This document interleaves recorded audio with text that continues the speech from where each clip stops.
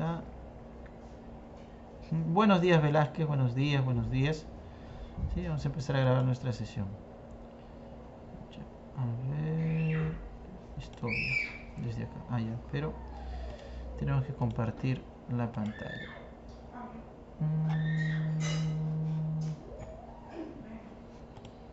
Pantalla 1.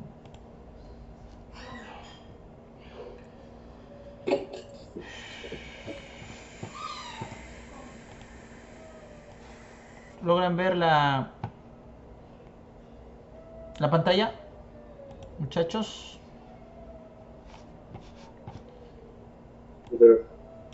Ok, ok.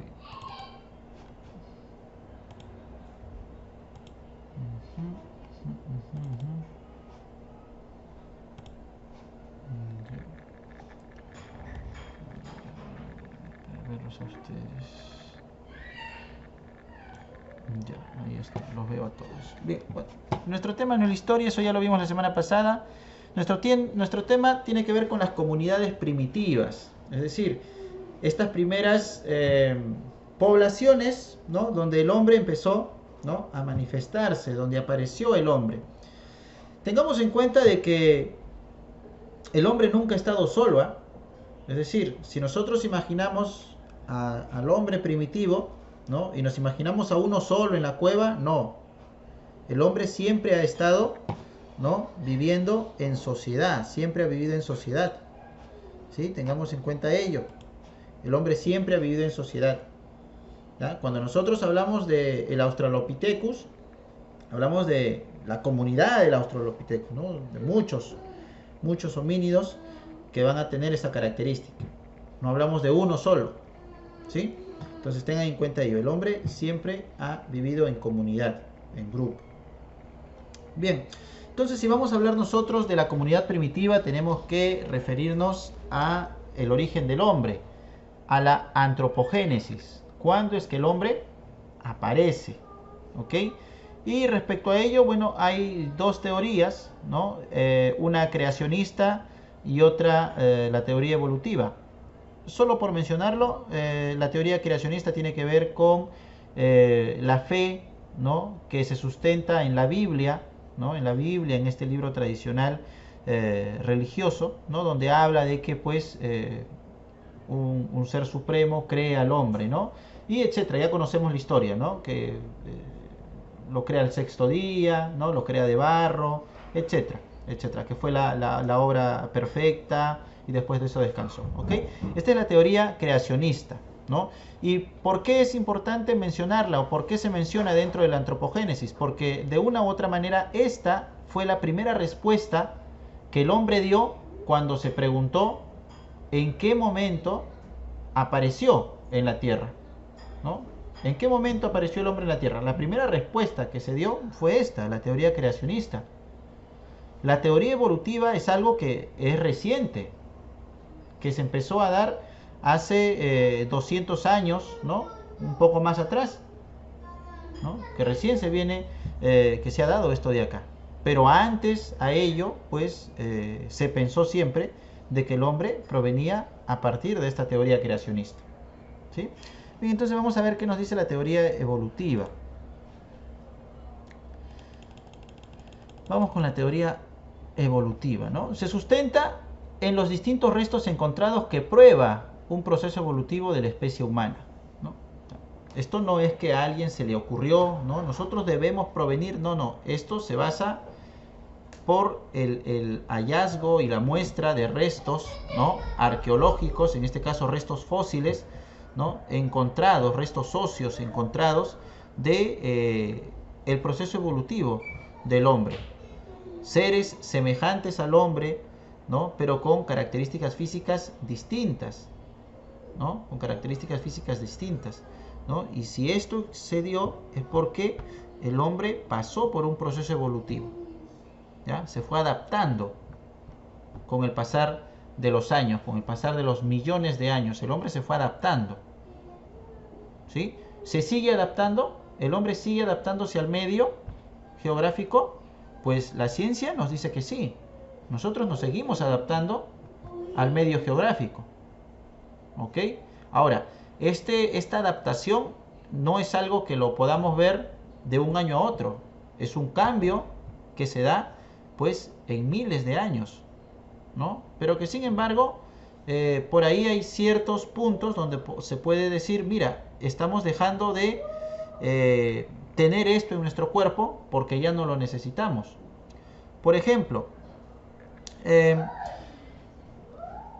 hace más de una década, ¿no? Se escuchaba mucho, y todavía se escucha en algunos casos, pero ya es raro, ¿no? Era frecuente escuchar que a las personas les salía un molar más, ¿no? Una muela, un molar, uno de los dientes que tenemos adentro, ¿no? Le salía uno más, que era conocido como la muela de juicio, la muela del juicio, ¿no? Y esto generaba mucho dolor porque salía de entre la mitad de dos dientes molares, generaba mucho dolor y pues tenían que ir al dentista a sacarlo, ¿no?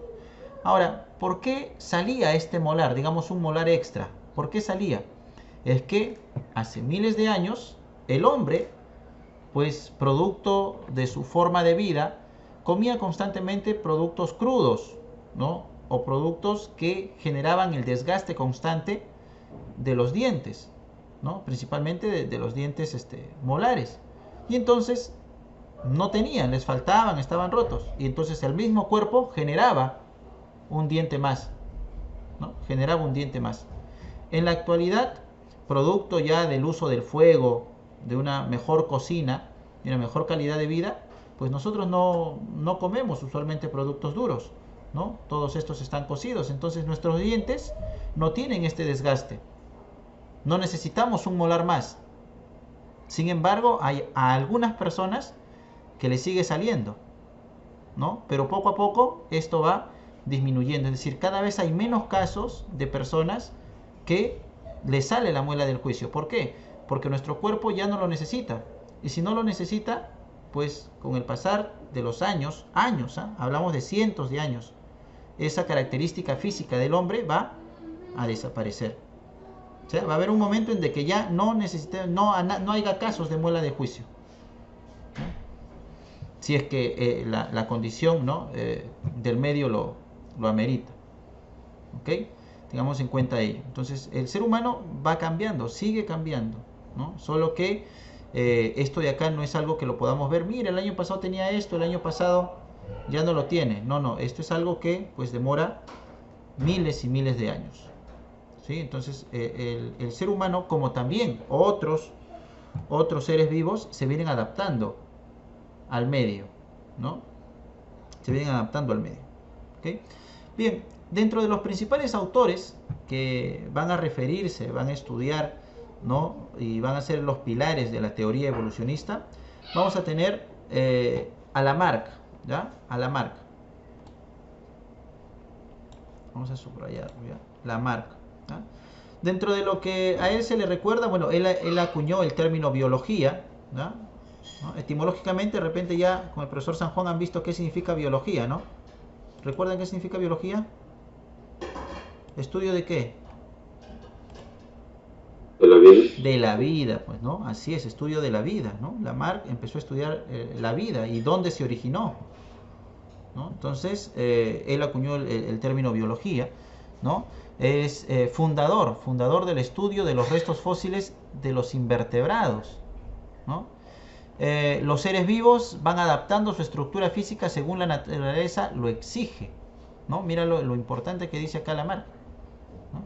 Que los seres vivos, mira, no está diciendo el hombre, ¿eh? Simplemente la idea general es de que los seres vivos, ¿no? Adaptan la estructura física según la naturaleza lo exige, ¿ya? Ahora, nosotros tenemos ciertas características. ¿Habrá actualmente en el planeta seres humanos que tengan características físicas diferentes a nosotros y que actualmente vivan, como les digo? Sí, hay ciertas regiones, por ejemplo, donde ciertos humanos aguantan la respiración muchos minutos bajo el agua. ¿Por qué? Bueno, ellos viven, esta población vive cerca al océano, y dentro de sus actividades económicas principales está el bucear para extraer moluscos, que es parte de su dieta.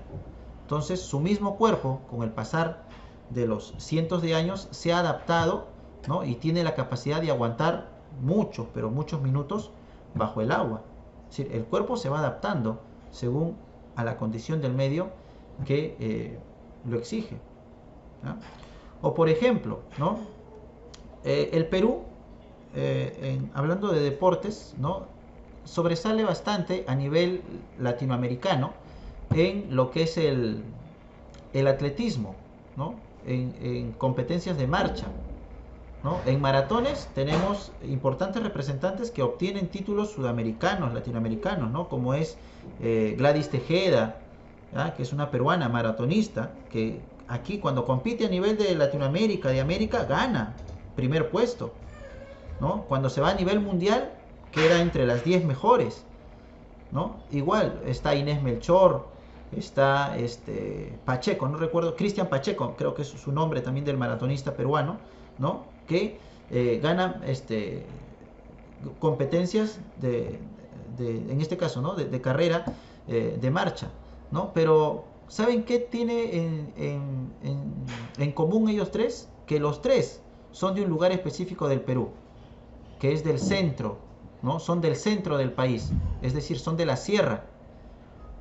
En esta zona de acá, del Perú, principalmente en la sierra, ¿no? Las características de las personas, ¿no? Permiten tener un mayor aguante de la respiración que les favorece al momento de hacer ejercicio, ¿no?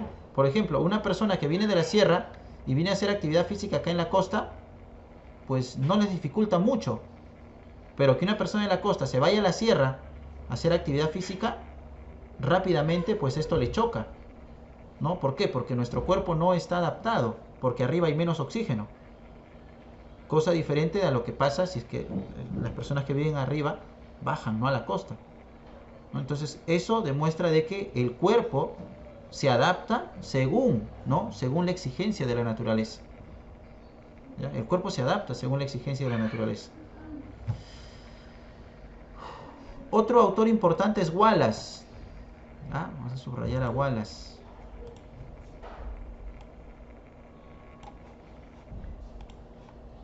Otro autor importante es Wallace, ¿ya? Él fue contemporáneo con Darwin, ¿ya? Darwin es, digamos, la estrella de la teoría evolucionista, es Darwin, ¿ya? Charles Darwin, ¿ya? Él es la estrella, digamos, es el teórico más famoso respecto a esta teoría. Pero contemporáneo a Darwin estuvo Wallace. ¿Qué hizo Wallace? A ver, vamos a ver qué hizo Wallace. Según esto dice, Wallace, ¿ya? Es considerado el padre de la biogeografía. Estudió el desarrollo de los seres vivos en sus lugares y cómo han ido cambiando por la influencia del medio geográfico, ¿no? Entonces, él va a estudiar cómo son las características de los seres vivos en determinados lugares, ¿no? Aquí diríamos, por ejemplo, si seguimos el ejemplo de antes que dimos de las personas que viven en la sierra con las que viven en las costas, son características físicas distintas. Tenemos muchas cosas semejantes, pero varias características físicas distintas. Y esto se debe a que el medio geográfico influye, ¿ya? Influye, el medio geográfico influye. ¿Ok? Tengamos en cuenta eso. Y actualmente también, no solamente el ser humano, hay muchos seres vivos que pueden ser semejantes, pero que el medio geográfico los hace diferentes, ¿no? El medio geográfico los hace diferentes, ¿no?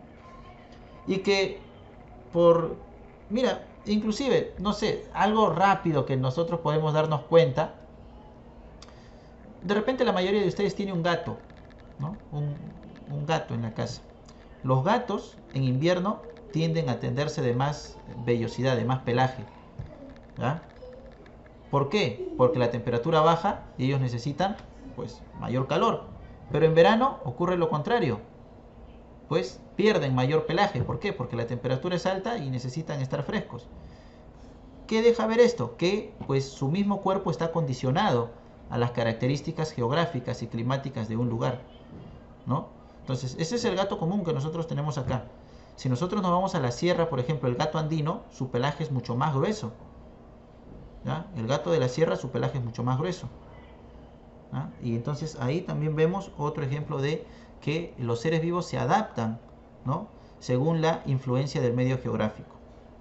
Bien, Darwin, delante les mencioné que era la estrella de la evolución, es considerado padre de la evolución, ¿sí?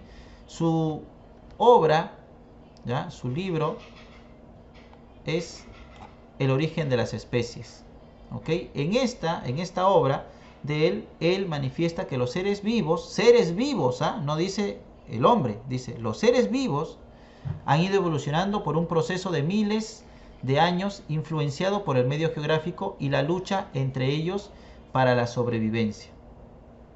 ¿Ah? El hombre se adaptó, bueno, el ser vivo se adaptó, ¿no? Los seres vivos se adaptaron a los cambios climáticos. ¿Ya? Él también acuña el término de selección natural. La naturaleza selecciona quién es el más apto. ¿Ok? ¿Quién es el más apto? Darwin posteriormente se centra en el ser humano, ya, pero posteriormente, en primera instancia, él se refiere en general, ¿no? En general, él habla y manifiesta eso. Bien, hominización. Vamos al caso del hombre específicamente, ¿no? Cuando nosotros vamos a hablar, entonces, de la adaptación del hombre al medio geográfico, vamos a encontrar el término de hominización. La hominización es este proceso por el cual el hombre ha evolucionado en un lapso de miles y millones de años, ¿ya?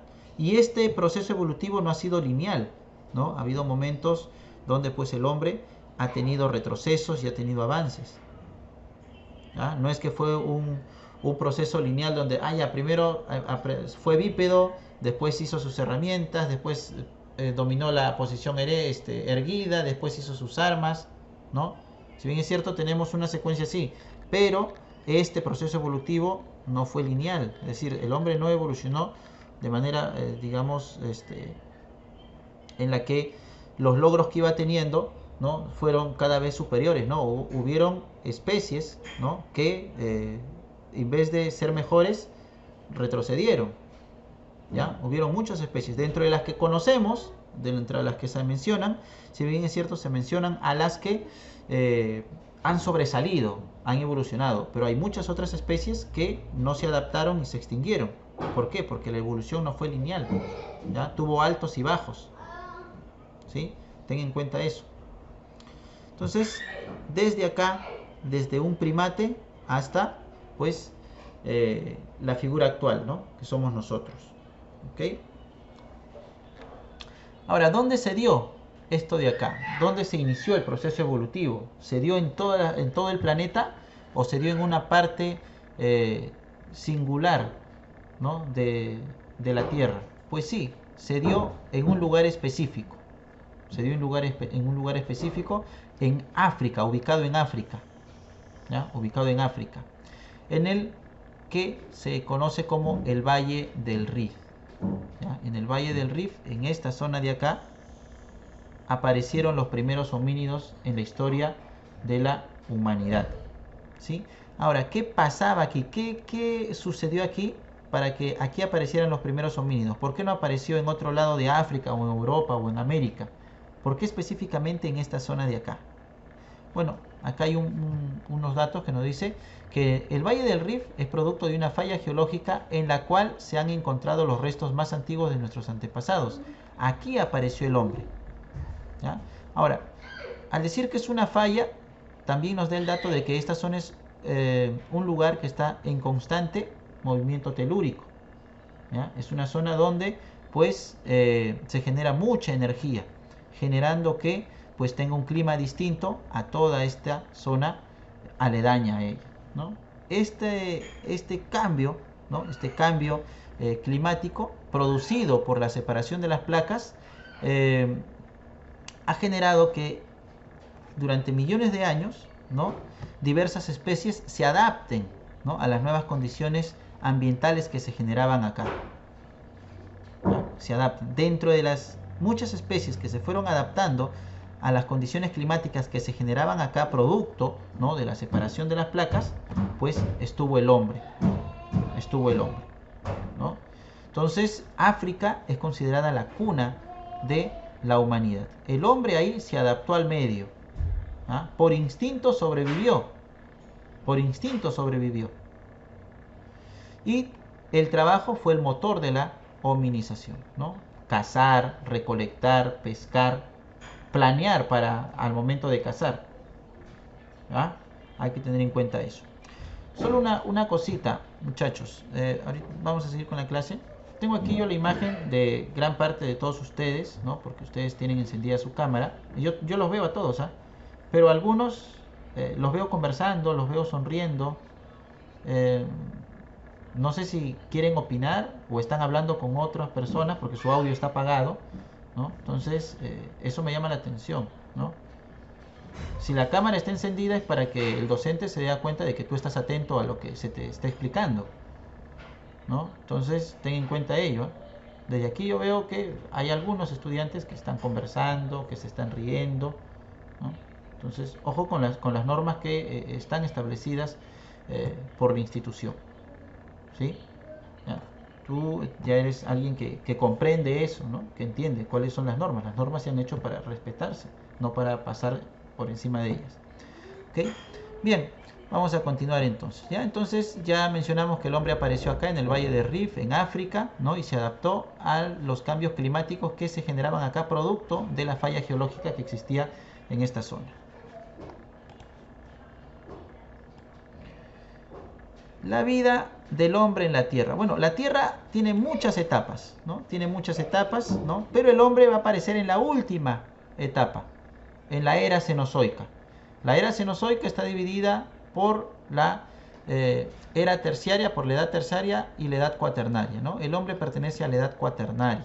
Bueno, este esquema no lo deja ver muy bien. Vamos a ir por aquí. Este esquema ya casi lo deja ver mejor. A ver, un ratito. Vamos a ver esto por aquí.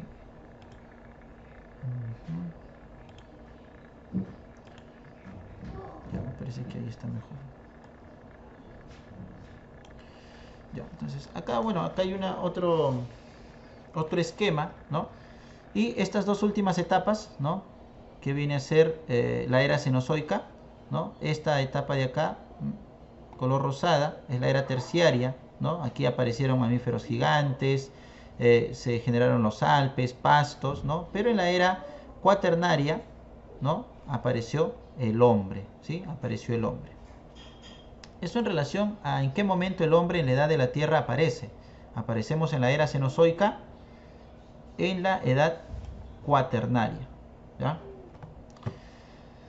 Características de la hominización. ¿Qué cambios generó la hominización? Es decir, este proceso evolutivo del hombre, ¿qué cambios generó? ¿Okay? En primera instancia, el bipedismo. Cuando nosotros hablamos de bipedismo, nos referimos a la capacidad de desplazarse utilizando solamente las extremidades inferiores, las piernas. ¿Ah? En un primer momento, pues, el homínido no tenía esta capacidad. Por adaptación,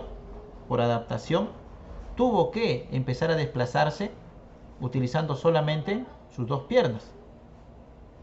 ¿Ya? Imagínate tú, ¿no? África era una zona boscosa, con mucha vegetación, como si fuera la Amazonía del Perú, con árboles por todos lados, y de repente estos cambios climáticos generan que toda esta gran variedad de bosque y de árboles pues disminuya y solamente hayan unos cuantos separados por distancias muy largas, ¿no? Es decir, acá hay un árbol, a 200 metros o a 100 metros hay otro árbol y después más allá hay otro árbol, ¿no? Entonces este cambio climático generó pues que la geografía de este lugar, específicamente el Valle del Rif, cambiara, haciendo que pues los primates que antes se desplazaban de rama en rama, ¿no? Tengan la necesidad de bajar, caminar hasta el otro árbol para volver a subir, para sentirse seguros de los depredadores, ¿no?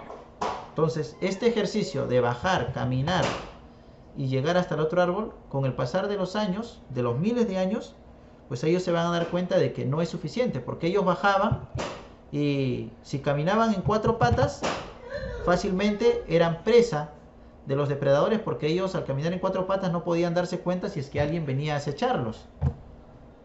Así que necesariamente descendían del árbol y necesariamente tenían que caminar en 2 patas para estar dándose cuenta si es que venía el depredador, ¿no?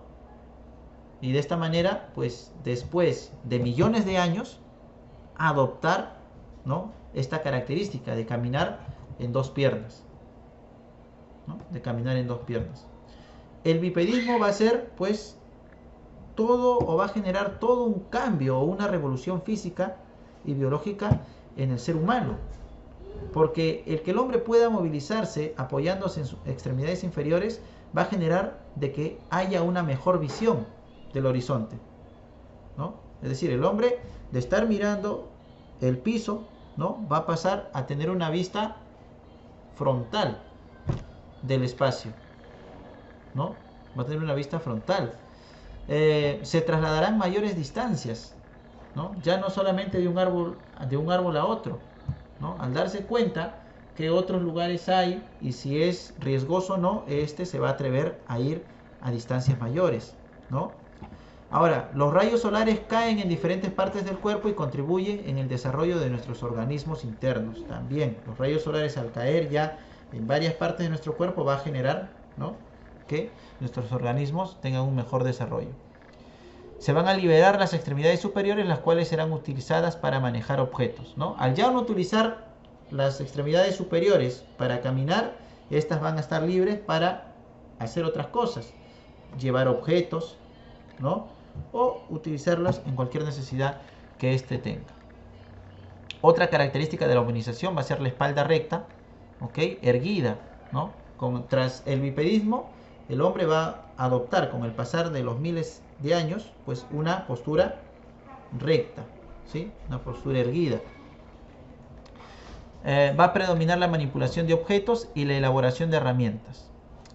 El desarrollo del pensamiento también es otra característica importante de la hominización, ¿no?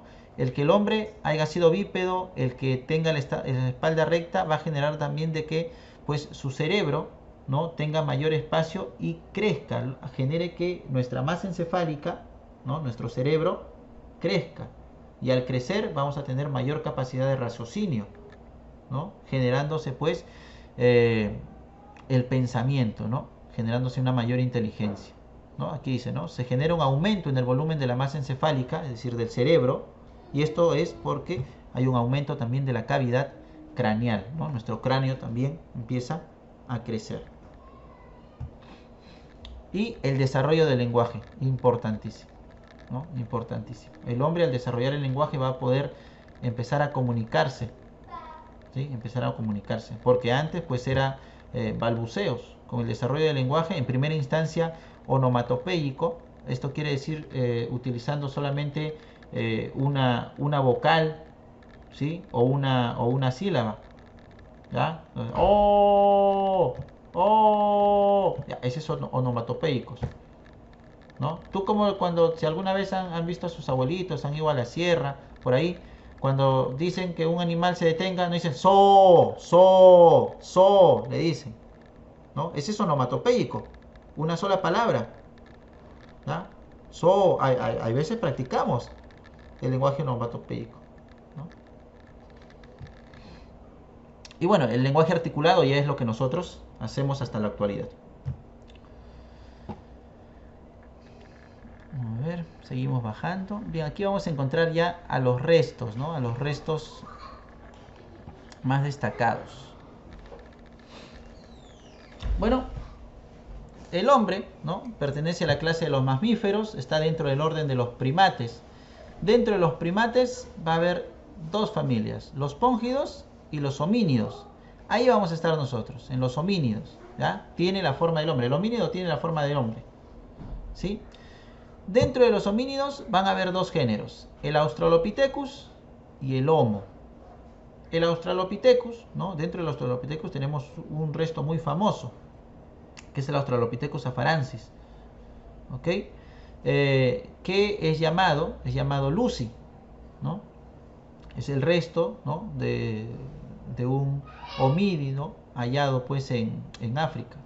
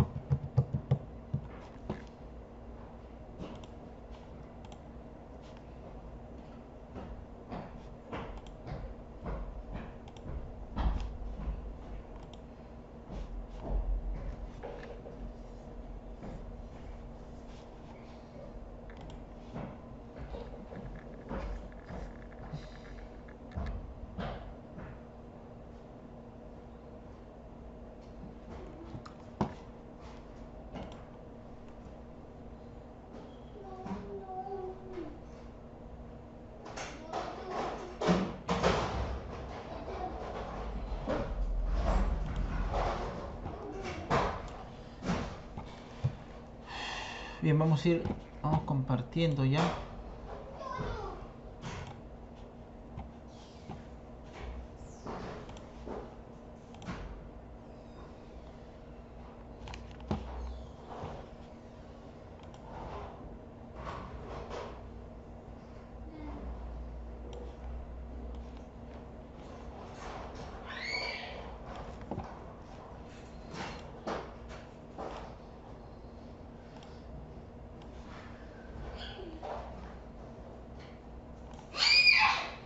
Bien,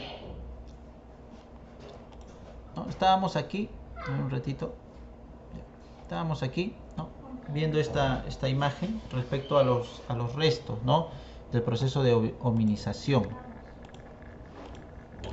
Bien, estaba mencionando que dentro de los homínidos hay dos géneros, el Australopithecus y el Homo. Dentro de los Australopithecus vamos a tener dos restos importantes. Dentro de ellos, pues Lucy es la más famosa porque es el considerado el eslabón perdido, ¿no? Digamos el punto de partida del proceso evolutivo. ¿Ya? Ahora, ¿qué características tenía el Australopithecus? Es que era bípedo. ¿Ya? Era bípedo. Tengamos en cuenta eso. Otro Australopithecus, otro resto de Australopithecus es el Australopithecus africanus. ¿Ok? Que, bueno, fue el resto óseo de un niño. De un niño.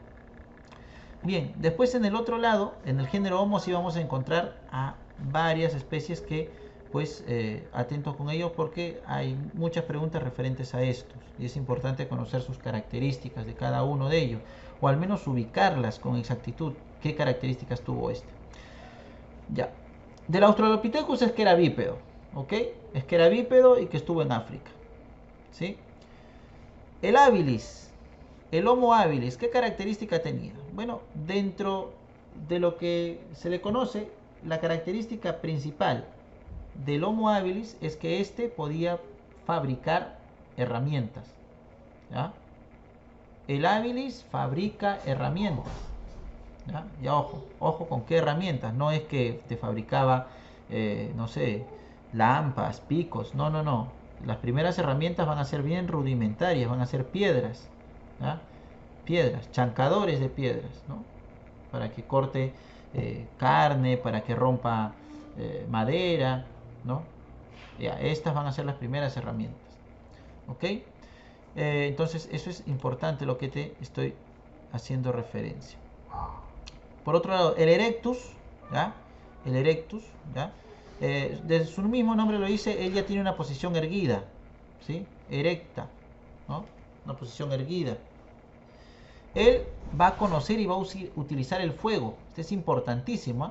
El que conozca y que utilice el fuego, esto le va a permitir que su dieta empiece a ser diferente. ¿Ya? Le va a generar también una, digamos, entre comillas, una mejor calidad de vida. ¿Por qué? Porque, no, una mayor esperanza de vida le va a generar. Porque al cocinar sus alimentos, de una u otra manera, sus alimentos, las diversas bacterias, ¿no? Que pueda, que antes ingería, ya no lo iba a hacer, debido a que pues el fuego, ¿no? La temperatura, pues las esterilizaba. ¿Okay? Entonces, el que él use el fuego le va a generar que su esperanza de vida aumente, se va a proteger también del frío, ¿sí? Se va a proteger también del frío, se va a cuidar de depredadores, ¿sí? Se va a cuidar de depredadores. Entonces, esto es muy importante y esta característica lo tiene el erectus. Otro va a tener un lenguaje onomatopéyico, ¿sí? Y bueno, este resto, o bueno, este hombre, el Homo erectus, va a salir de África, ¿ya? Mientras que el Australopithecus y el habilis solamente vivió en África, el Homo erectus ya va a salir de ahí, ¿no? Ya va a salir de ahí porque se van a encontrar restos del Homo erectus en Asia, ¿sí? En Asia se van a encontrar, como por ejemplo el hombre de Java, el hombre de Pekín, ¿sí? Tengamos en cuenta eso. Bien, entonces recuerda, el habilis, el hombre hábil, habilis viene de hábil, ¿no? Hacía sus herramientas. El erectus manejaba el fuego, ¿sí? El neandertal, el homo neandertal, ¿ya? ¿Él qué va a hacer? Él va a dominar el fuego, o sea, va a seguir usando el fuego, lo va a dominar, Ahora, este de acá, importante con esto, ¿ah? Importantísimo con esto, este dato ahí. Va a tener la creencia religiosa. ¿Sí? El hombre neandertal va a empezar a creer en un ser divino, en un ser superior. ¿Ah? Esa característica le pertenece a Neandertal. Ahora, ¿cómo se puede deducir que el Neandertal, que este antepasado del hombre, ya tenía una concepción religiosa, debido a que éste enterraba a sus muertos? ¿Ah? Si enterraba a sus muertos es porque éste pensaba, ¿no? O dentro de su concepción estaba, de que después de esta vida hay otra, ¿no? Que hay una vida trascendental después de esta, ¿no? Que es lo que nosotros tenemos, ¿no? Nosotros, ¿por qué enterramos a nuestros muertos? Porque pensamos que ya murió y ahora pasa a estar, ¿no? En la otra vida, ¿no? Con Dios, etcétera. ¿Ok? O sea, esto de acá, esta práctica que nosotros hacemos hasta la actualidad, pues se inició acá, con el Homo neanderthal. Ahora, va a haber evidencia, la afinidad y afecto demostrando convivencia, ¿no? Va a haber mucha convivencia acá. Se cree que aquí se va a generar los sentimientos. Algunos dicen que en esta etapa se generan los sentimientos. Aquí ya va a haber un lenguaje articulado, ¿sí? Y Homo, este antepasado del hombre, se va a desarrollar en Europa. Por último está el Homo sapiens, ¿no? Que es el que está hasta la actualidad, ¿no? Nosotros somos Homo sapiens. Y pues, dentro de sus características va a practicar el arte rupestre. ¿Ah? El arte rupestre, estos dibujos en las cuevas. También el arte mobiliar. ¿Ya? Cuando hablamos de mobiliar, hablamos de que es movible, el arte movible. Va a ser estatuillas de arcilla, de piedra, referente a pues la fertilidad. ¿Ya? Van a ser estatuillas conocidas como las Venus paleolíticas, ¿no? Que representan la fertilidad. Son imágenes de mujeres, ¿sí? Y que bueno, estas mujeres, ¿no? de ese tiempo, que representaban la fertilidad, pues eran mujeres regordetes, si queremos decirlo así, mujeres gorditas, ¿no? Porque estas representaban a estar en estado de gestación, y esto era símbolo de fertilidad. ¿Ah? Dentro de su resto más famoso del Homo sapiens está el hombre de Cro-Magnon en Europa. Este hombre, el Homo sapiens, pobló América, ¿no? Y tiene una antigüedad de 100.000 años. Ahora, hay que tener en cuenta que los hombres en el proceso evolutivo convivieron. ¿Ah? No es que estuvo el Australopithecus, desapareció el Australopithecus y apareció el habilis, desapareció el habilis y apareció el erectus. No. Estos hombres convivieron en ocasiones, en una determinada época convivieron, ¿no? Habían hombres que todavía no conocían el fuego y otros que ya conocían el fuego, ¿no? Habían hombres que hacían sus herramientas, mientras que otros todavía no hacían sus herramientas, ¿sí? Tengan en cuenta eso, ¿no? Habían hombres que pues hacían el arte rupestre, mientras que otros no lo hacían. ¿No? Bien, la comunidad primitiva, esto es en función a ordenar esto lo que hemos hablado, a ver, lo más rápido posible. Dentro de la comunidad primitiva vamos a pues dividir esto en 3 etapas: el paleolítico, el mesolítico y el neolítico. El paleolítico representa todo el proceso evolutivo del hombre, ¿ya? Todo el proceso evolutivo. Y el paleolítico se va a dividir en inferior, medio y superior. En el paleolítico inferior, pues se va a ir o va a darse desde el Homo habilis hasta el erectus, ¿ya? Esto se va a generar desde el Homo habilis hasta el Homo erectus, ¿ya? El paleolítico medio, pues se va a dar con el predominio del Homo neandertal, donde pues va a estar las ideas religiosas y un lenguaje articulado. Y en el paleolítico superior va a estar el Homo sapiens, ¿sí? Donde va a predominar el hombre de Cro-Magnon, ¿sí? Aquí se desarrolla el arte rupestre, el arte mobiliar, el arco y la flecha también. Esto sucedió en el paleolítico, es decir, todo el proceso evolutivo todo el proceso de hominización sucedió en el Paleolítico. ¿Ya? Todo sucedió en el Paleolítico. Luego viene el Mesolítico, donde principalmente viene a ser el cambio climático que se va a dar en el planeta. ¿Ya? Coincide con el tránsito entre el Pleistoceno y el Holoceno. El Pleistoceno es una etapa de una era de hielo. La última era de hielo que vivió el planeta es el Pleistoceno. Luego de ello viene el Holoceno, este cambio climático de calentamiento global, ¿sí? Que hasta el día de hoy se sigue generando el calentamiento global. El hombre es horticultor. Dentro de las actividades económicas que va a hacer el hombre aquí es horticultor. Ya va a tener una actividad económica incipiente, va a estar ensayando. Mientras que aquí es el hombre contra la naturaleza, en el Paleolítico es el hombre contra la naturaleza, ¿sí? Aquí el hombre ya empieza, ¿no?, a experimentar con la naturaleza. El hombre es seminómada, ¿sí? Y se organiza en bandas. En el Neolítico, el hombre está en el Holoceno, ya se generó el calentamiento global, el hombre practica ya la agricultura. Ya es agricultor, ya es ganadero, ya tiene una economía productiva y por ende se va a asentar, ¿no? Va a generar el sedentarismo, vive en un lugar fijo, ¿no? Se va a organizar en tribus y esto va a generar un gran cambio conocido como la revolución urbana. Como la revolución urbana.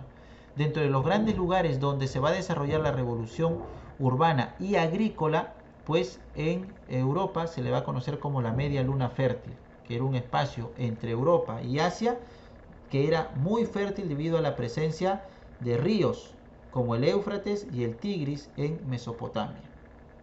¿Ok? Bien, vamos a ir a ver las preguntas porque tenemos hasta las 12:30, después tenemos lo que es cívica. Este material de acá yo lo voy a colgar en Cubicol. En Cubicol, va a estar en Cubicol. Vamos a ver dónde está. Está acá. Bien. Dice acá. Durante la comunidad primitiva, ya es decir, durante el proceso de evolución, la contradicción principal fue hombre contra hombre, ¿no? Recuerda que durante la comunidad primitiva, este proceso evolutivo, el hombre se adaptó al medio, ¿ya? Por lo tanto, era el hombre contra quién. La naturaleza. La naturaleza, así es. Fue el hombre contra la naturaleza, se tuvo que adaptar el hombre, ¿no? Bien. Número 2 dice, durante el Paleolítico el hombre se dedicó a... Paleolítico. En el Paleolítico el hombre en el Paleolítico se dio el proceso evolutivo. Todo el proceso de hominización se dio en el Paleolítico. ¿Ya? ¿El hombre producía algo? No. Recién empezó a ensayar en el Mesolítico. En el Neolítico ya sabía sembrar, sabía... La D, a ver, la cacería y la recolección. Así es, ¿no? El hombre lo único que hacía era tomar de la naturaleza, ¿no? Él tomaba de la naturaleza. ¿Ya? Era un parásito, como quien dice, solamente consumía, no producía nada. Entonces es la número 2, ¿no? Algunos llaman a esto economía parasitaria, ¿no? ¿Por qué? Porque el hombre lo único que hacía era consumir, no producir.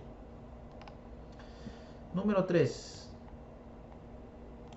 ¿Qué especie humana inició el uso del fuego? Ya esa está facilísima. Homo erectus. Así es, correcto, Coaquila, ¿no? El Homo erectus. El Homo erectus va a ser quien inicie pues el uso del fuego. Durante el Mesolítico, ojo, Mesolítico, se dio el final de los cambios climáticos. El final de los cambios climáticos. En este caso no, porque los cambios climáticos hasta el día de hoy continúan. Si diría el final del Pleistoceno, ya, ahí sí, ¿no? Porque el Mesolítico es la etapa de transición entre el Pleistoceno y el Holoceno. ¿Sí? A ver, inicio del Pleistoceno, no, ese está lejísimo. Consolidación del Estado teocrático, no, aquí no hay nada todavía de organización social. El final de los cambios climáticos, hace un momento dijimos que no. ¿no? Entonces está el inicio del Holoceno o la aparición de la megafauna. Megafauna significa animales gigantes, ¿ya? Para este tiempo apareció la megafauna, no, no, la megafauna ya existía desde hace tiempo, ¿ya? Entonces, por lo tanto, es el inicio del Holoceno, ¿ya? El inicio del Holoceno. 5. La etapa en la que surgió el Homo sapiens neandertal fue en el, a ver, es en el Paleolítico, pero ¿en qué? ¿En el inferior, medio o superior? Es la pregunta, ¿ya? Ahora, tengan en cuenta de que en el superior solo está el Homo sapiens, ¿ya? Solo hay uno. En el medio también solo hay un resto, ¿ya? Y en el inferior sí está tanto el Erectus como el Habilis. Entonces, por lo tanto, si en el inferior está el Erectus y el Habilis, en el medio ¿quién está? El Neandertal, ¿no? Por lo tanto, la respuesta va a ser el Paleolítico medio, ¿no? El Paleolítico medio, letra E. 6. Las pinturas rupestres, estas son pinturas rupestres de Lascaux y Altamira, fueron halladas en Europa, así es, ¿no? Estas de acá fueron pinturas donde se demostraba la capacidad de planeación de las casas, de cazar, ¿ya? Ellos primero lo pintaban, ¿no? Y decían, mira, este es nuestro plan, tú vas por acá, lo llevas por acá, los desbarrancamos por este sitio, ¿no? Ellos planeaban con las pinturas rupestres. Bien, Lascaux está en Francia y Altamira está en España, es la letra D. 7. El primer caso, no, el primer centro de producción agrícola fue, les mencioné al final, la creciente fértil, se le conoce, ¿ya? Es la creciente fértil. Y por último, como consecuencia de la revolución neolítica aparece, ¿no?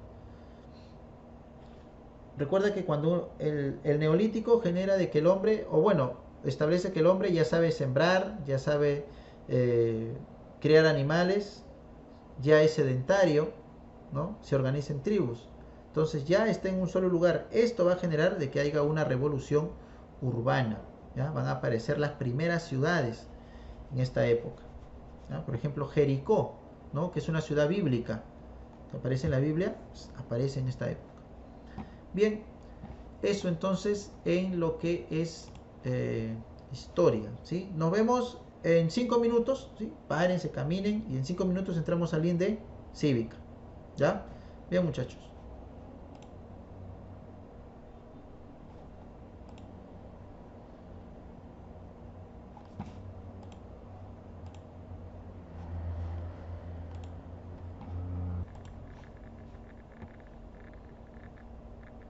A ver, ¿alguno de ustedes recuerda quiénes conforman el poder legislativo?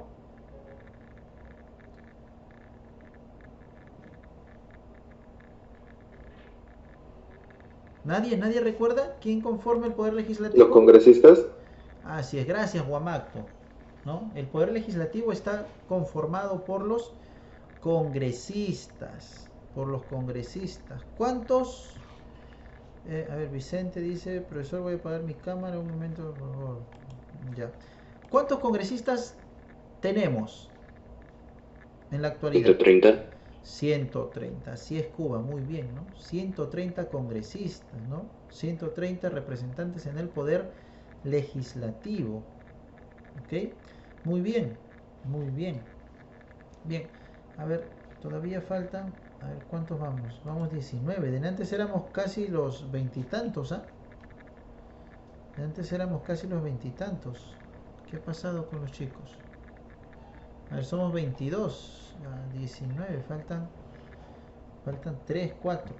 Pero bien, vamos a ir avanzando, ¿sí? Vamos a visualizar antes de empezar con la clase. Vamos a visualizar, ya, tengo que compartir la pantalla para esto, ¿sí? A ver, ¿dónde estás? Compartir pantalla.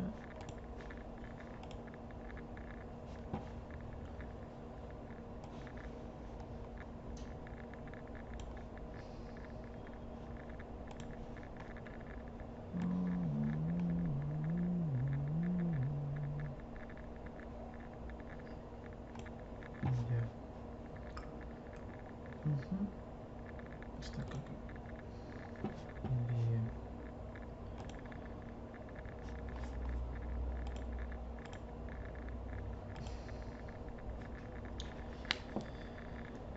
Vamos a ver este pequeño video que está en YouTube, tú lo puedes volver a ver si deseas, ¿sí? ¿Para qué sirve el Congreso?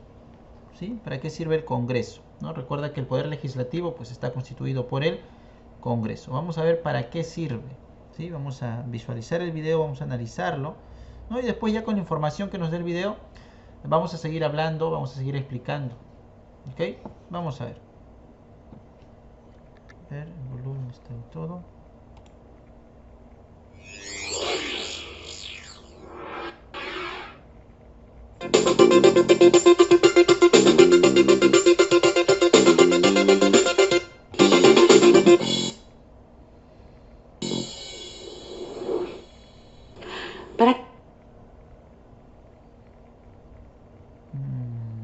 ¿Se escucha? Está entrecortado, ¿no? ¿Qué sirve el Congreso?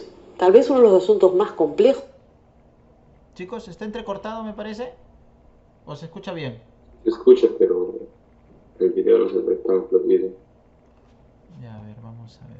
Si se hace rápido... Descargar videos de YouTube. A ver, a ver, a ver.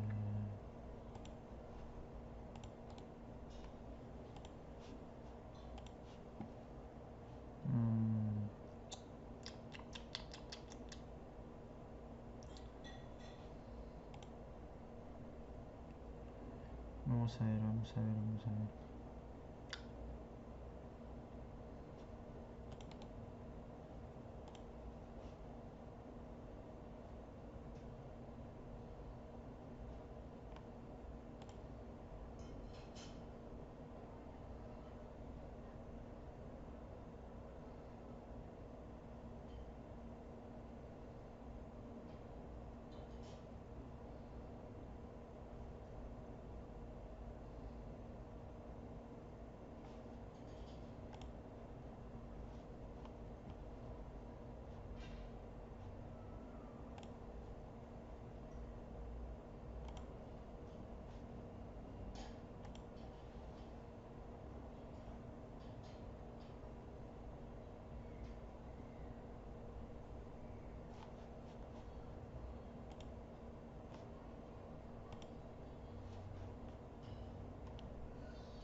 Ya está descargando acá, ojalá. A ver, está descargando rápido. Ya. Está descargando rápido.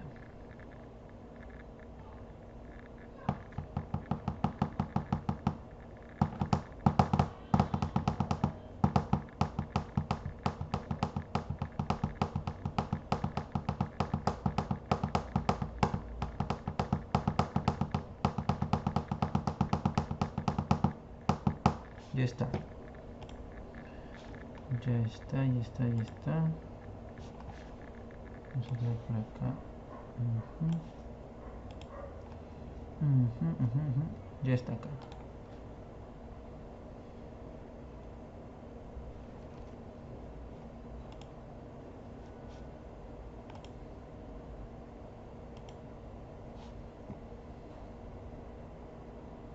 A ver.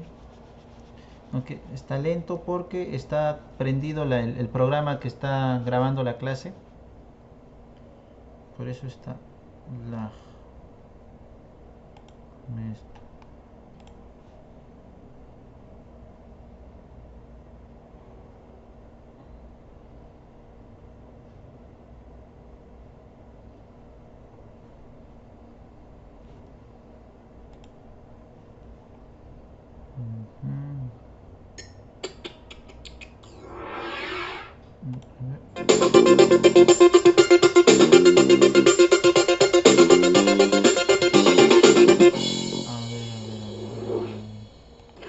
¿Para qué sirve el Congreso?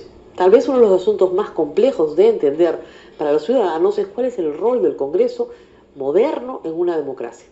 Hemos señalado en esta serie que en una democracia el poder no puede concentrarse en una sola persona o en una sola... ¿Ahora se escucha? ¿Se escucha mejor, muchachos? Sí. Ya, un ratito, vamos a acomodar. Estoy acá. El Zoom que está estorbando. Ya. Bien. Bien, atentos entonces, ¿sí?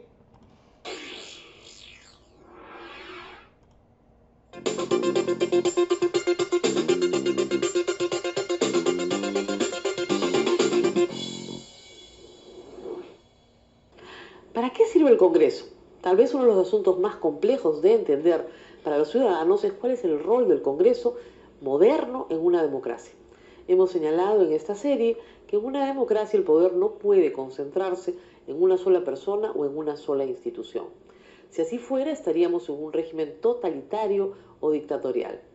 La democracia requiere que las funciones legislativas, ejecutivas y judiciales del Estado se encuentren divididas y asignadas a órganos competentes para estos fines que se fiscalicen y se limiten unos a otros.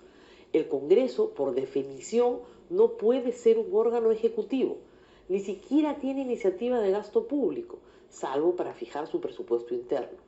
Los congresistas no pueden, por tanto, ejecutar obra pública, prestar servicios, hacer donaciones con dinero público o generar empleo, mucho menos intervenir en procesos judiciales o administrativos.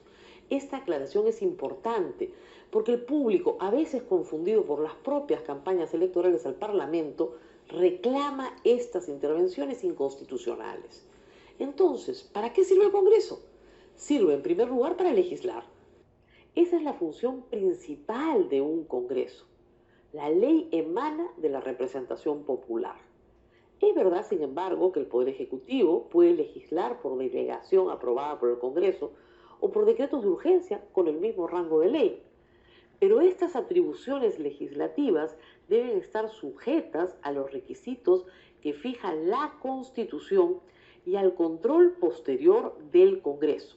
Sirve el Congreso, en segundo lugar, para establecer un contrapeso a los otros poderes del Estado a través del control político. Las instituciones de la censura, la interpelación, el pedido de información y la estación de preguntas controlan a los ministros de Estado en su función ejecutiva. Sirve, en tercer lugar, para fiscalizar toda la función pública. La Comisión de Fiscalización y las comisiones investigadoras creadas para fines específicos realizan la tarea de investigar todo asunto de interés público. Asimismo, el Congreso tiene que conducir el procedimiento de las acusaciones constitucionales contra altos funcionarios del Estado hasta que éstas se deriven al Poder Judicial o se establezca una sanción por infracción de la Constitución. Sirve el Congreso, en cuarto lugar, para representar la voz de los representados. Esta facultad de representación tiene que entenderse en ese sentido.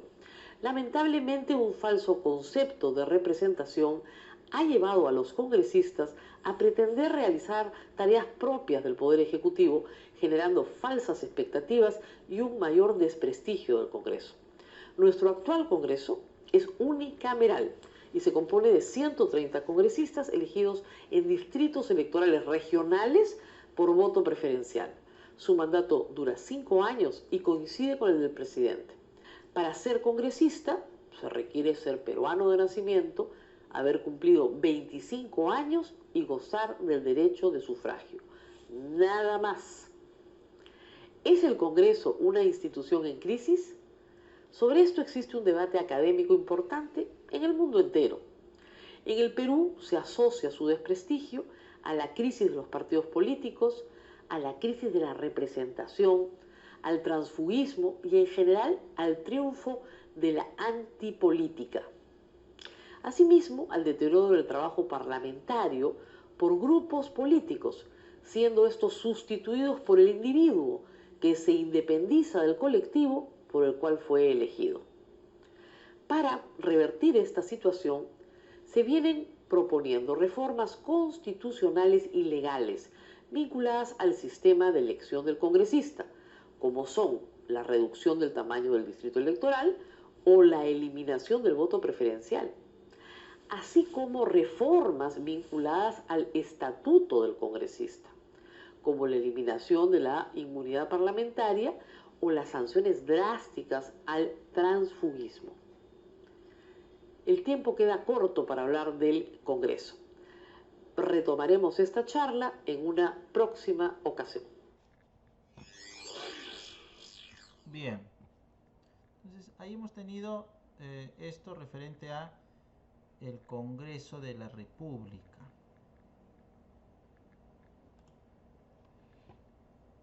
Bien, entonces habíamos mencionado antes, vamos a hablar del Poder Legislativo, que viene a ser, pues, el Congreso, ¿no? El Congreso. Entonces, como dice acá, los poderes del Estado. El Estado peruano se organiza según la típica división de poderes, ¿ya?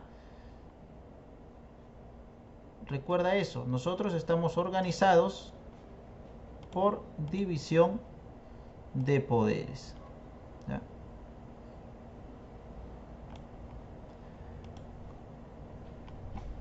Esto descansa en tres poderes fundamentales: el poder legislativo, el poder ejecutivo y el poder judicial. Esos son los tres poderes del Estado: poder legislativo, ejecutivo y judicial. ¿Sí? Es algo que tú ya conoces, probablemente ya lo tengas bien presente, ¿no? ¿Cuáles son los tres poderes del Estado? El legislativo, el ejecutivo y el judicial. El día de hoy vamos a hablar del legislativo, que está constituido por los congresistas, ¿no? Recuerda eso.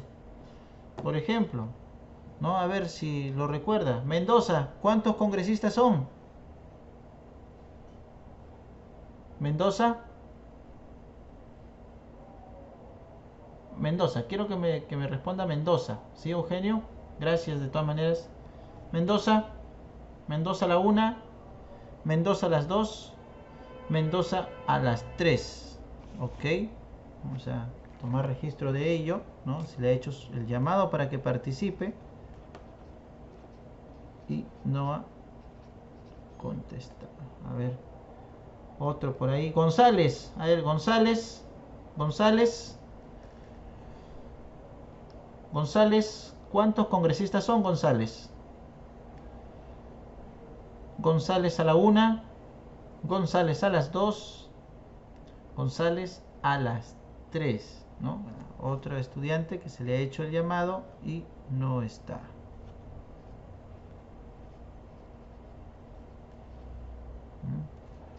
A ver, otro estudiante por ahí. Cano. Cano. ¿Cuántos congresistas son? Cano. Cano a la 1. Cano a las 2. Profesor, ¿Cuánto? 130. 130. Bien, Cano. Estuvo a punto de ser anotado. 130 congresistas, ¿no? 130 congresistas. Muy bien. A ver, Araceli Reyes. Se mencionó los requisitos para ser congresista. ¿Cuál de ellos recuerdas de los que se mencionó? Se mencionó 3, pero mencióname uno.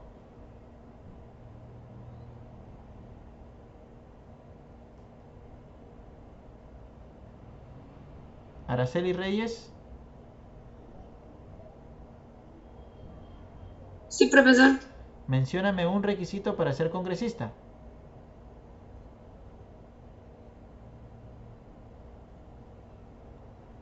¿Lo recuerdas? ¿Lo pudiste ver?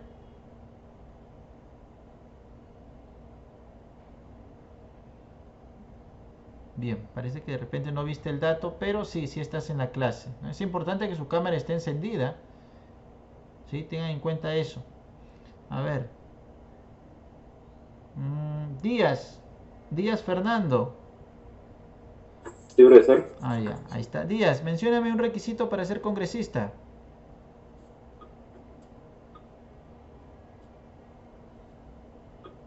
Ser mayor de edad. No, si bien es cierto, tienes que ser mayor de edad, pero no es el dato exacto. ¿Sí? Ese no es el dato exacto. A ver, voluntarios, ¿quién me quiere dar un requisito al menos? Que me alce la mano. Coaquira, un requisito al menos. Ser mayor de 25 años. Ser mayor de 25 años. Gracias, Coaquira. Coaquira. Vicente, otro. Gozar del derecho de sufragio. Gozar del derecho de sufragio. Muy bien. Polino, el otro. Tener Tener su nacionalidad desde el nacimiento, por ejemplo, peruano. Tener que, Ser peruano desde el nacimiento. listo, ser peruano, así, simple, ser peruano de nacimiento, ¿ya? O sea, ¿un venezolano puede postular al Congreso? No puede postular al Congreso. ¿Su hijo que ha nacido aquí? Él sí, ¿no? Sí, pero Su hijo que ha nacido aquí, porque hay varios venezolanos que sus hijos han nacido acá, ellos pueden postular al Congreso, claro, son peruanos, han nacido acá. Que sus padres sean del extranjero, eso no tiene nada que ver, ¿ya? Pero ellos sí podrían postular al Congreso, ¿ya? Bien, entonces tenemos el ser mayor de 25 años, gozar de derecho al sufragio y pues ser peruano de nacimiento. Esos son los requisitos para poder postular al Congreso del Perú, ¿sí? Ahora, me parece que tanto el primero es bien claro, 25 años, mayor de 25 años, punto. Ahora, el segundo, ¿qué significa de tener derecho al sufragio? Esto de acá lo obtenemos cuando nosotros cumplimos 18 años, cuando somos mayores de edad. Ya podemos elegir a nuestros representantes, al presidente, al congresista, al alcalde, ¿sí? Pero cuando este derecho, que es un derecho universal para todos los ciudadanos, los mayores de edad, puede ser suspendida. Por ejemplo, cuando uno tiene privación de cárcel. Una persona que es rea, que está en la cárcel, que está en prisión, no puede votar. No va a salir de la cárcel a ir a su mesa de sufragio, ¿no? O no van a instalar una mesa de sufragio en la cárcel, ¿ya? No se da eso de ahí.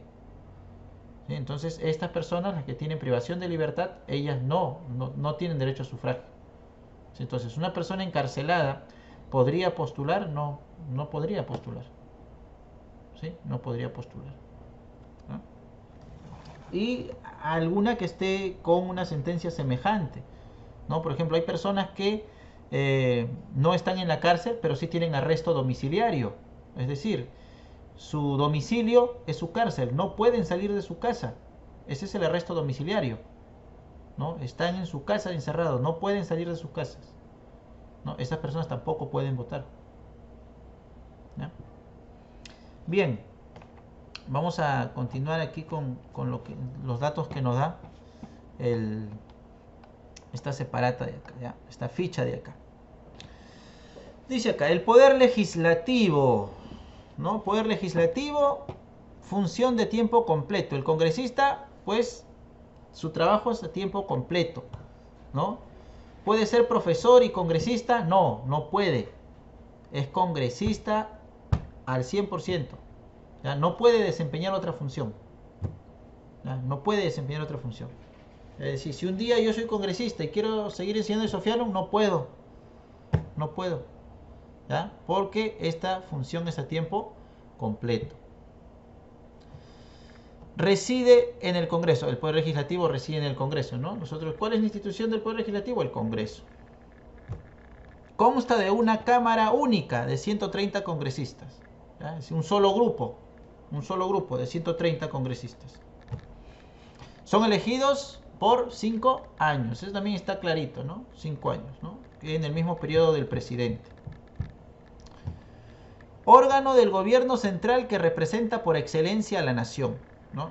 Ahora, representa por excelencia a la nación, porque cada grupo de congresistas proviene de distintas partes del Perú, ¿sí? Representa. El detalle es que nuestro sistema electoral no está hecho para que nosotros elijamos directamente a los congresistas que nos van a representar. Se los explico rápidamente, ¿no? Por ejemplo, ¿no?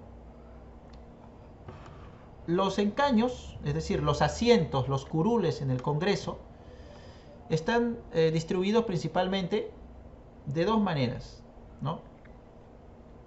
Por mayoría de voto personalizada, es decir, si es que la población vota específicamente por un congresista, ¿no? Por ejemplo, imagínate que tu compañero Guamacto está postulando al Congreso por un partido, por el partido, no sé, el partido Sonrisas, ¿ya? Y él es el número 55, ¿no? Dentro de los candidatos, ¿no? Y si dentro de los votos, ahí marcan al grupo Sonrisas y escriben el número 55, pues aproximadamente más de 20.000 veces, él ingresa al Congreso, llega a tener un curul por voto personalizado, por voto directo, ¿ya? Porque la población lo ha elegido directamente a él. Eso sería lo ideal, ¿no? Que sean congresistas que el pueblo sepa por quién está votando, ¿no? Porque los que escriben el número saben por quién están votando, ¿no? Yo estoy votando por tal, porque este es su número, este es de tal partido. Pero mayormente nosotros, los ciudadanos, no votamos por números, votamos por partidos, ¿no? Marcan el partido y después el número lo dejan vacío, haciendo que los primeros números, el 1, el 2, el 3, sean los que lleguen a ocupar curules en el Congreso. Y estos primeros números, por lo general, no son personas, digamos, idóneas para estos puestos. ¿Ah? Son personas que muchas veces compran, ¿no?, estos lugares porque están seguros de que pues van a alcanzar un puesto en el Congreso sin ni siquiera conocer a las personas. ¿Ah? Ese es el detalle. A nosotros, a los ciudadanos, nos falta aprender a votar por el Congreso. Miramos mucho al Ejecutivo, a los candidatos presidenciales, pero nos olvidamos del poder que realmente nos representa, que es el Congreso. Y nosotros tenemos que formarnos y aprender a votar por el poder legislativo, ¿no? Que sea un voto que nosotros sepamos, yo estoy votando por tal congresista, y no simplemente marcas el símbolo y desconoces quién será el candidato. Es importante tener esto en cuenta, ¿sí? Porque, por ejemplo, nosotros nos quejamos, ¿no? Que las cosas están mal por esto, pero gran parte de esto es porque las leyes del Perú están hechas así. Pero ¿quién hace las leyes? Son los congresistas. Los congresistas son los que generan las leyes. Y muchas veces los que están generando las leyes no son elegidos directamente, digamos, por el pueblo de una manera personalizada, sino el pueblo vota por el partido y pues muchas veces personas que no son idóneas llegan al poder, ¿no? Tú no conoces quiénes son, pero has votado por ese partido.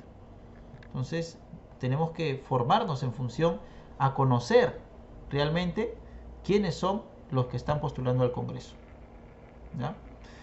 Bien, dice acá, el gobierno central que representa a la nación, ya listo. Su mandato es irrenunciable, ¿ya? Esto es algo clarísimo. Un congresista no puede decir un día, ¿saben qué, señores? Ya me cansé de esto, renuncio. No, un congresista no puede renunciar. No puede renunciar.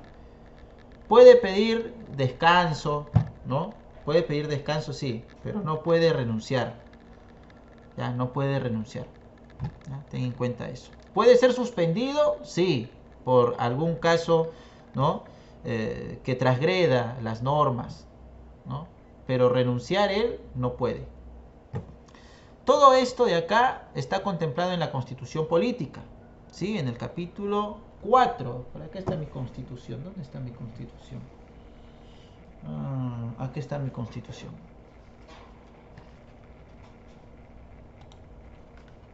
¿Dónde estás?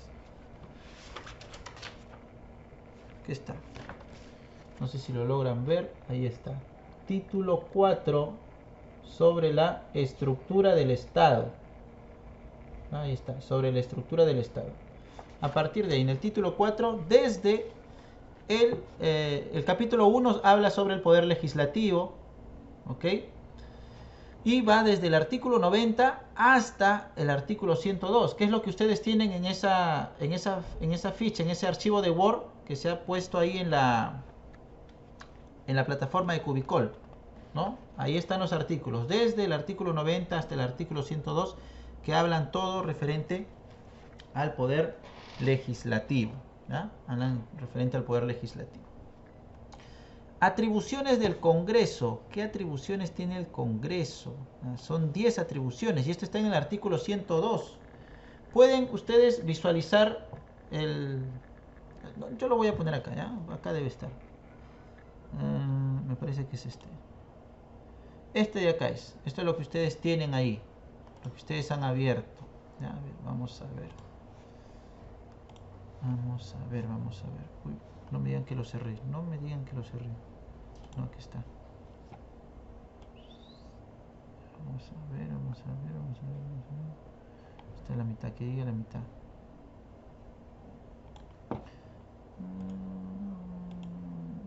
Ya. Y ojalá que también ustedes lo puedan ver.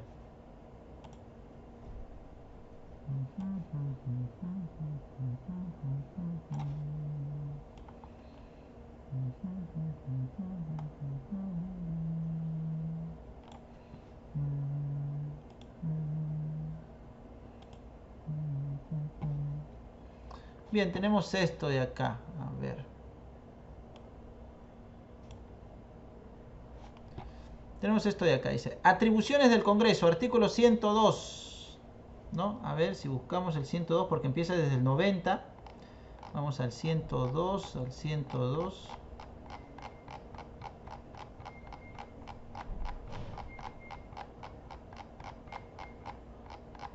Artículo, sí, aquí está el 102. Aquí están las 10 atribuciones del Congreso, ¿no?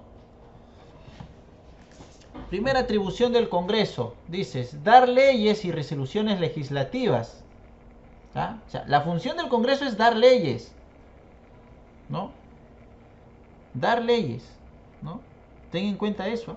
El Congreso da leyes, genera leyes. Esa es su función principal, eso de legislar. Legislar tiene que ver con la generación de leyes, ¿sí? Y además de crear leyes, ellos también pueden interpretar la ley, modificarla o derogarla. Derogarla significa retirarla. Esta es la función, la primera atribución del Congreso, legislar, ¿sí? Dar leyes y resoluciones legislativas, ¿no? Acá viene dar leyes y resoluciones legislativas. ¿Ok? Siguiente atribución, velar por el respeto de la Constitución, que la Constitución se respete y las leyes también, ¿no? En ocasiones hemos visto que nuestro Congreso, el anterior, ¿no? Y el que estuvo antes, ¿no? Y muchos congresos, pues muchas veces pues han pasado por encima de la Constitución, ¿no? A pesar de que dicen, no, que esta Constitución, ¿no? Es la mejor, que es la del 93 y tanta cosa, pero eso es lo que dicen, que esta es la mejor, muchas veces pasan por encima de ella, ¿no? Pasan por encima de ella. Entonces, bueno, es nuestro campo político, ¿qué vamos a hacer?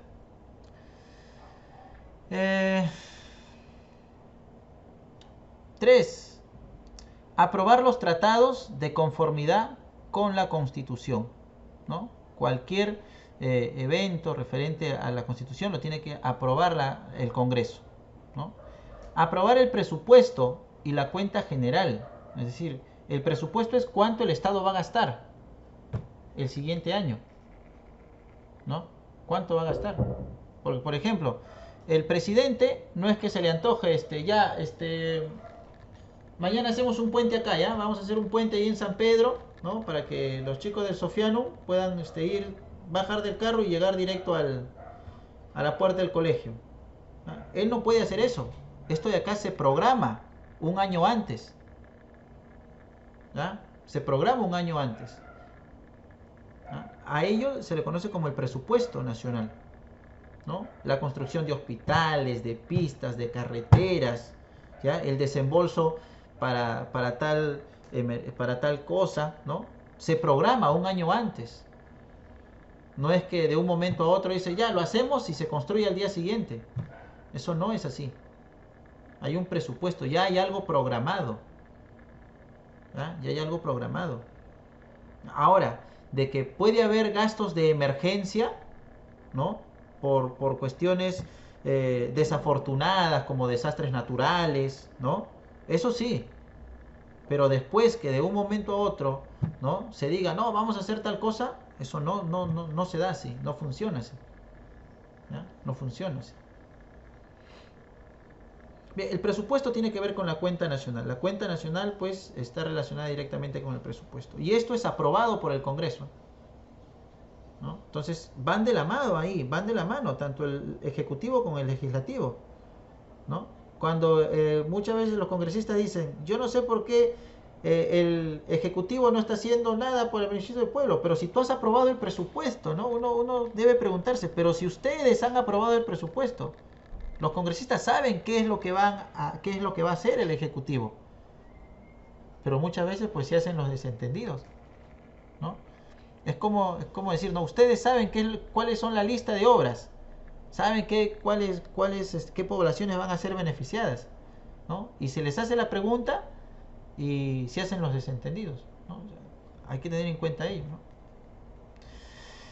Después dice, autorizar empréstitos conforme a la Constitución, ¿no? Estos son los préstamos que va a generar el Estado, ¿no? Para destinarlos a distintas obras o necesidades que haya.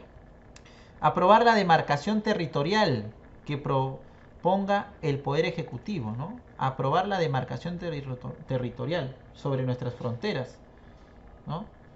Hace varias semanas salió esta noticia, ¿no? De que el presidente había dicho de que se le iba a dar, ¿no? Salida al mar a Bolivia. No sé si ustedes habían escuchado eso por las noticias, ¿no? Pero eso no se puede hacer. No es que el presidente diga, ya, Bolivia, mañana tú estoy acá 10 metros o 1 kilómetro, por acá vas a pasar, esto va a ser tuyo. No, eso no. No está en la facultad. ¿Quién está en la facultad de aprobar eso de ahí? Es del Congreso. Es el Congreso que está en la facultad de aprobar eso. ¿Ah? Ahora, Castillo lo habrá dicho con desconocimiento, de repente ni sabía que esa no es función de él, sino del Congreso. De repente. Después dice ejercer el derecho de amnistía, es decir, el derecho de perdón. La amnistía significa perdonar, ¿no? Aprobar la demarcación territorial. Ya, esto ya lo mencioné.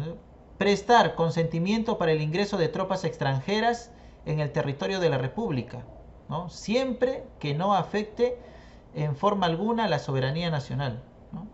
Ningún ejército extranjero puede ingresar a nuestro territorio, por más que sean nuestros vecinos, ¿no? Es decir, Ecuador no puede ingresar, ni un soldado puede ingresar de Ecuador aquí a nuestro país sin autorización previa. Y viceversa, el ejército peruano tampoco puede ingresar a otro país. Tiene que haber autorización previa, ¿ya? Porque fácilmente se puede interpretar como una invasión. Y esto es causal de guerra, ¿ya? Es causal de guerra. Autorizar al presidente de la República para salir del país, ¿ya? Es decir, ¿el presidente puede salir de un momento a otro? No. El presidente tiene que pedirle permiso al Congreso. ¿Saben qué? Me voy a ir a España, a Francia, a Estados Unidos, tantos días. Y el Congreso lo autoriza. Sí, el Congreso lo autoriza. Ahí dice, ya está bien, tienes una semana. Y si no vuelves después de una semana, también corres el riesgo, pues, en ser retirado del cargo por abandono. ¿Ah? Por último, ejercer las demás atribuciones que señala la Constitución y las que son propias de la función legislativa, ¿no? Ahí están las 10 atribuciones del Congreso, ¿no? Estas de acá se irían completadas acá. Entonces ya tienen aquí ustedes las 10 atribuciones del Congreso. Ahora, aquí los requisitos para ser elegidos como congresistas. Ya adelante lo mencionaron ustedes, ¿no? Lo mencionó Coaquira, Vicente y Polino. ¿Qué dijeron? A ver, Cárdenas, ¿cuáles fueron los requisitos que mencionaron? Cumplir 25 años, tener nacimiento peruano y el derecho al sufragio. Claro, ¿no? Ahí está. Muy bien, Cárdenas, ¿no? Entonces, esos son los 3 requisitos para ser congresista, ¿no? Para ser congresista. Peruano de nacimiento, mayor de 25 años y derecho al sufragio. ¿Sí? Chicos, se va a cortar. Queda menos de un minuto. Ahorita lo corto y volvemos a ingresar, ¿ya? Para terminar. 15 minutos nos queda.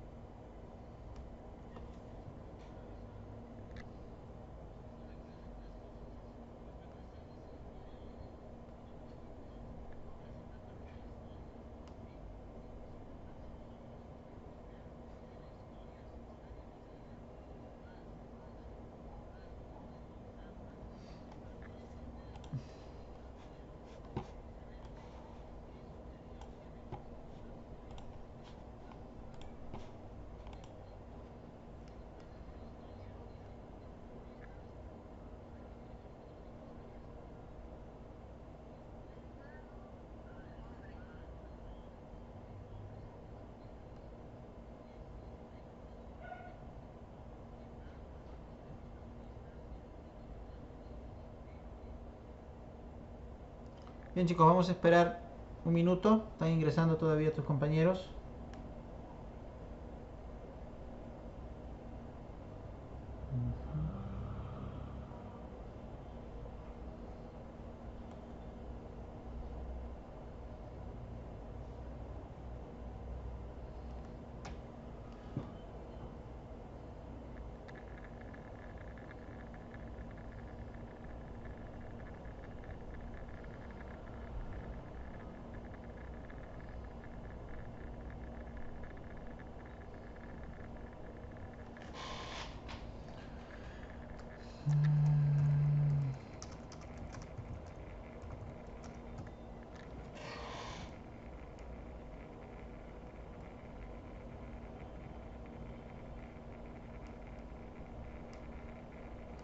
Bien, vamos a continuar. Están ingresando todavía, pero ya vamos a continuar ya para terminar. Nos queda 10 minutos aprox.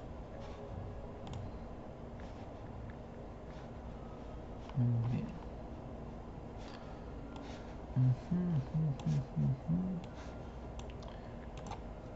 Acompáñame.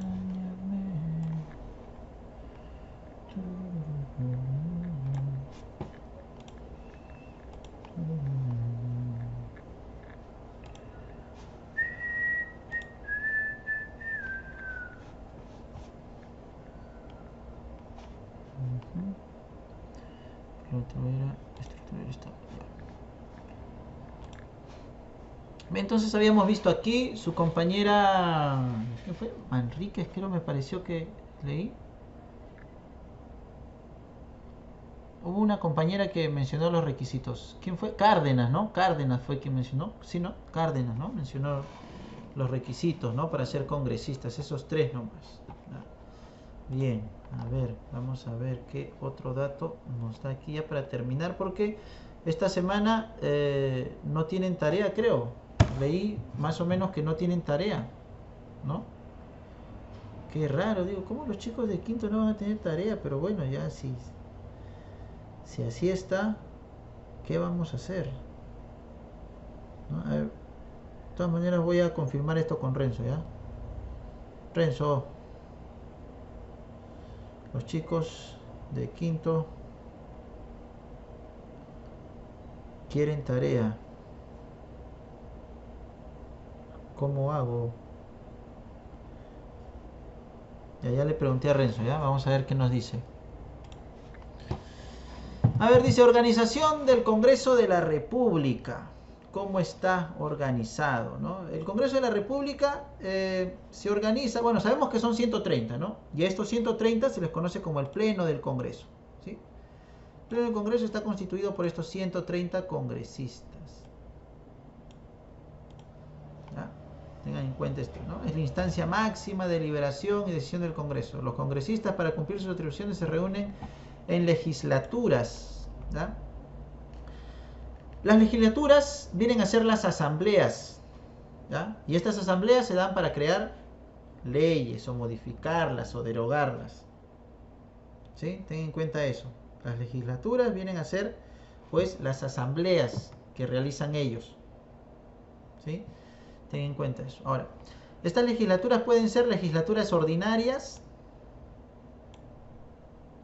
es decir, legislaturas que están programadas, que están convocadas, ¿ya? Son convocadas por el presidente del Congreso o por solicitud del tercio de los congresistas. Anualmente se desarrollan 2 legislaturas. ¿Ya? Estas son legislaturas ya programadas, ¿ya? Por ejemplo, imagínense que fuera el Congreso de quinto año de secundaria, que su presidente fuera Eugenio, ¿no? Y Eugenio los convoca. ¿Saben qué? Vamos a tener reunión todos los 20 de cada mes. Ya está. Esas son legislaturas ordinarias. Ya están programadas, son convocadas por el presidente o de repente por el tercio, ¿no? Dice acá, convocadas por un tercio, es decir, por la tercera parte del salón. ¿Saben qué? Necesitamos reunirnos para tratar tal, ¿no? Tal asunto. Ya, esas son, pues, legislaturas, asambleas programadas. Esas son legislaturas ordinarias. Y las extraordinarias,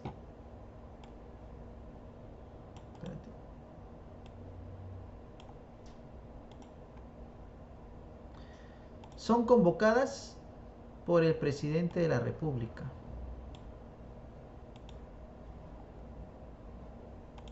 ¿No? Las extraordinarias son convocadas por el presidente de la República, ¿no? Por alguien externo al poder legislativo. ¿Ah? Ten en cuenta eso, ten en cuenta eso.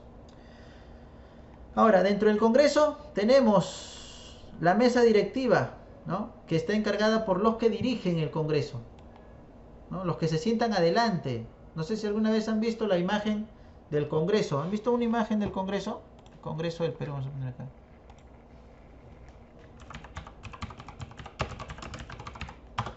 Congreso del Perú. A ver, una imagen. Un ratito.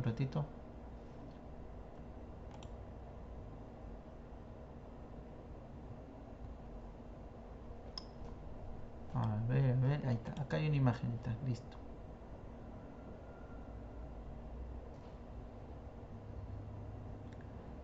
Está demorándose. Ya, acá está.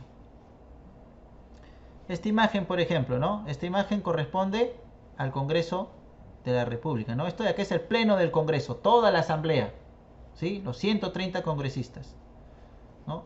Estos los que están acá adelante, estos son los que dirigen el Congreso, ¿ya? ¿Estos quiénes vienen a ser? Estos vienen a ser, pues, la mesa directiva, ¿ya? La mesa directiva, ellos, los que dirigen las legislaturas en el Congreso, ¿ya?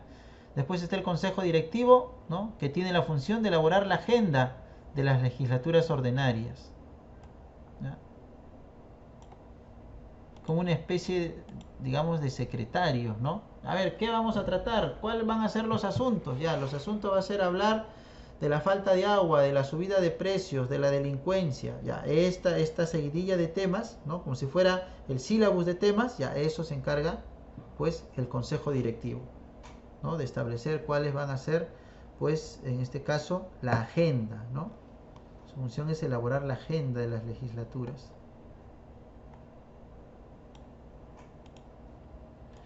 Y ahora, las comisiones del Congreso, ¿no? Son grupos, las comisiones son grupos. Las comisiones del Congreso son grupos de trabajo especializados,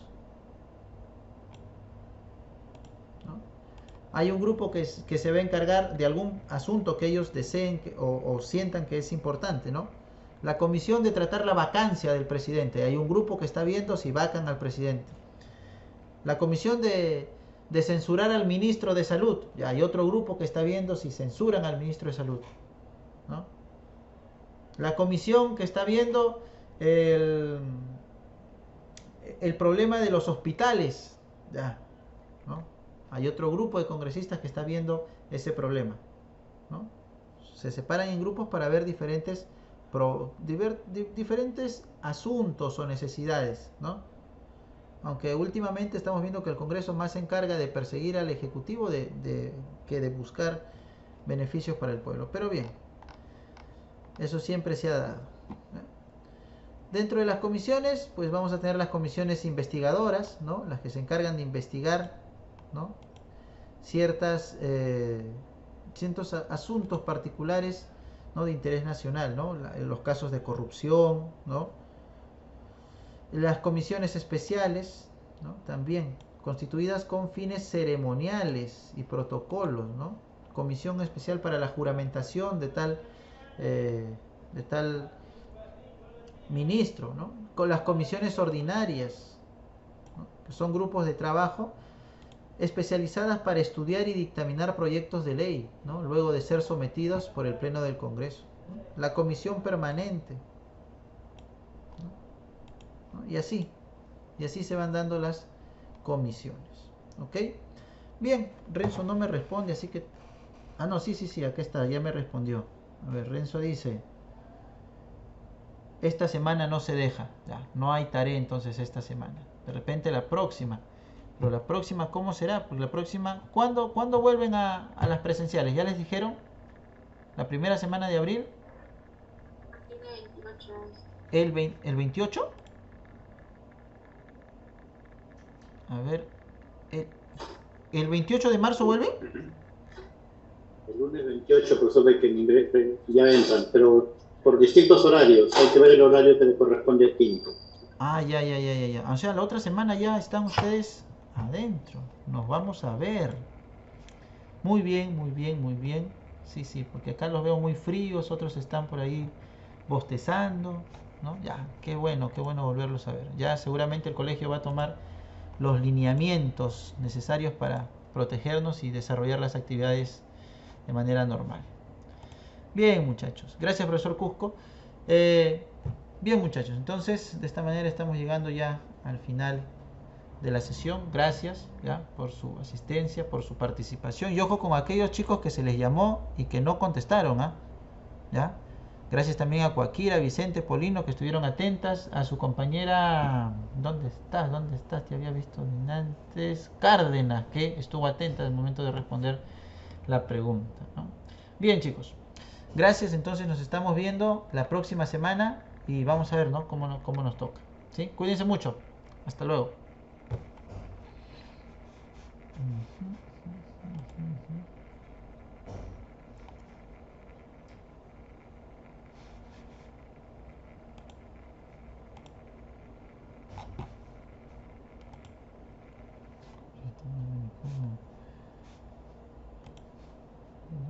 ¿Cómo se enseña?